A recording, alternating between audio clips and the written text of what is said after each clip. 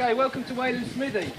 Wayland Smithy, its original form, its proper context, is a Neolithic megalith. Who's going to tell me what that is? A big stone. Neolithic refers to the time era. The Neolithic is actually 5,000 years ago, so 2000 BC.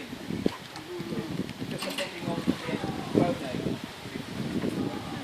And a megalith means a burial chamber which is flanked by stone. But they would have been all along the side up to the point of the chamber, and a trench would have been dug either side as well. That trench providing the earth which forms the burrow which we can see today. Okay. Originally, we can see here this is the crucifix, which is the burial chamber, but this is the secondary one.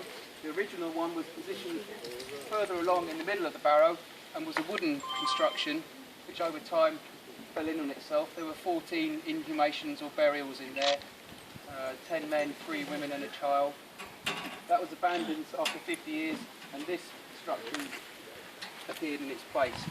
And again, entombments were found in here as well. What we've got here, these are the main stones. These would have been brought up from the valley behind us. It's about 2 miles, and the land just drops quite suddenly into the Vale of the White Horse. It wasn't called that then. But these must have been brought up here by dragged, using horses perhaps, or even just pure manpower. Imagine trying to shift one of these. What we're looking at today is a reconstruction of the burial chamber, because this site belongs to English heritage. As I mentioned at the start of the walk, because it's situated between White Horse Hill and Ashdown, my 2 sites, they asked us to look after it, and that's why we're here. English heritage came and reconstructed these in the 1960s. What's a good clue about that? What was very popular in the 1960s? Anyone tell me? Apart from the Beatles. This. Concrete. Concrete. So these have been righted. There was a huge great scaffolding tower. I've seen the pictures. All this is a reconstruction as well. The capping stones. When you exit, behind the gentleman over there, there is an information board where you will see a Victorian picture of them sitting on these stones where they'd fallen over. So they've only been upstanding again for the last 50 years. Hello. So in here, it's called a crucifix because of the shape of the cross, and there are 3 chambers, the central one to either side. And that's it. People often think, oh, is that the entrance blocked off? Can we get in any further? No, that's it. Because people back then, Neolithic periods, if you were over 6 foot, you would have been considered a giant. If you were over 5 foot, you were thought to be tall. So that's why these chambers are quite small, because the people weren't that big. They were led in there on their own, on their sides, if you had the privilege of being buried in your human form. Back in these days, the connection between the living and the dead was a lot stronger than what we have today, they feel. With pagan ceremonies, you would want your ancestors, you want to be in touch with your ancestors, and even for your ancestors to be in physical contact with you. So that would either be in the shape of your skeletal bones, or in the ash that was created through your cremation, if you like. When people died in these times, the bodies were taken away and either left in the fields or positioned on platforms and left there until decomposition took its natural course, or the scavenging animals would come and take the flesh from your bones, and it's the bones that were wanted. Bones that were found in here were found to have gnawing marks on them, which is consistent with the story I've just told you, and also impact damage from arrows or from sword blows. So you get the idea of what's going on here.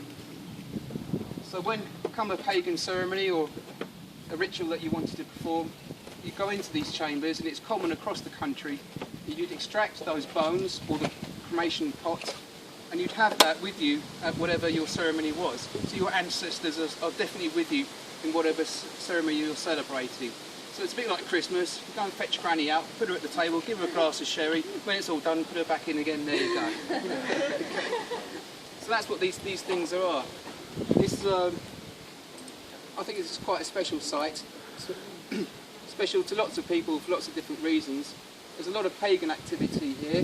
Nothing wrong with paganism, it's just a different religion, same as Muslim, Hindu, Christianity. It's not people running around jumping over fires and things, it's just a different religion. And we get a lot of activity here, as I say, summer solstice, equinox. People come here and will tie ribbons and bows into the trees and the branches, and that's their dreams or their offerings.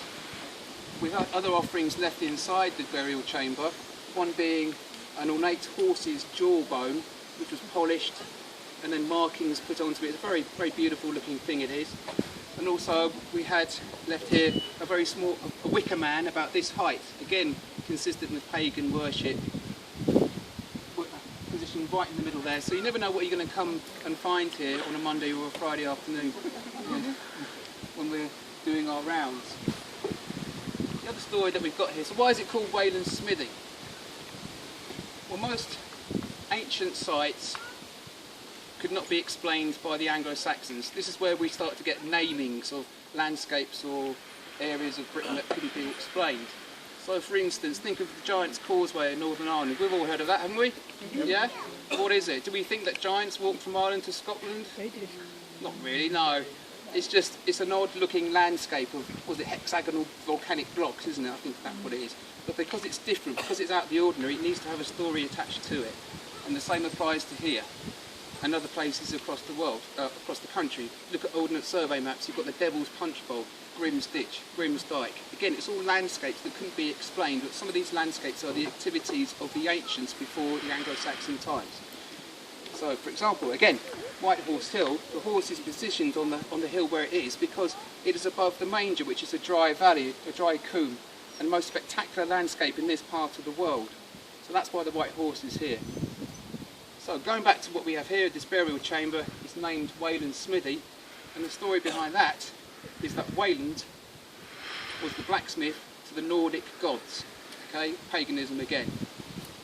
He was so good at his job that the king Sven at the time did not wish him to work for anybody else, and therefore had Wayland crippled and imprisoned in a cave so he could continue to make wonderful objects of gold or whatever he wanted for the king. Obviously Wayland wasn't very happy about this, and eventually he decided to make an escape, fashioned himself a pair of metal wings and did so, and then took his revenge. Circling around, he found the king's two princes. He attacked them, killed them, beheaded them, and from their skulls he fashioned wonderful goblets of gold, and returned to the king and said, "Here, my liege," and he said, "Oh, thank you very much." He didn't know. He then found the king's princess, attacked her, took her eyes, turned them into wonderful jewels, threaded them into a necklace, and gave them to the queen. And she said, "Oh, lovely, look at that, thank you very much." He then escaped and set up his business here, and that's the story, in a very condensed way. You need to read a lot more about it. But what happens today, that story is still well known. Behind us, we've just walked along the Ridgeway, the most ancient track known in Great Britain. A track used by traders, armies, anyone in those days who was travelling. And the main method of transport apart from these was a horse. Every now and then your horse loses a shoe or becomes lame. So the story goes that if you lost a shoe, you need a blacksmith. Oh, there's Wayland the blacksmith on the Ridgeway. I will come here, I will leave my horse, I will take the coin, but no more than a groat, otherwise Wayland would be offended. You place that coin in one of these recesses, you go away, come back next day, the coin is gone and your horse is reshod. And that's the actual story of Wayland Smithy. And it's interesting that it's still, people know it.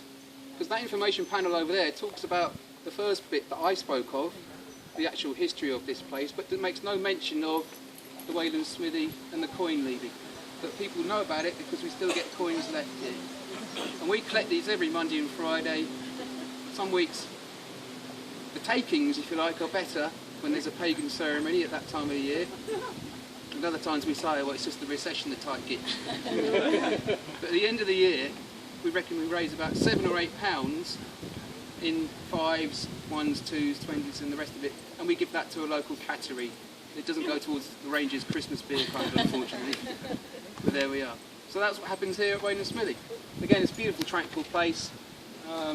Great place to come and read a book, I find, or just to bring the kids. So enjoy it whilst you're here.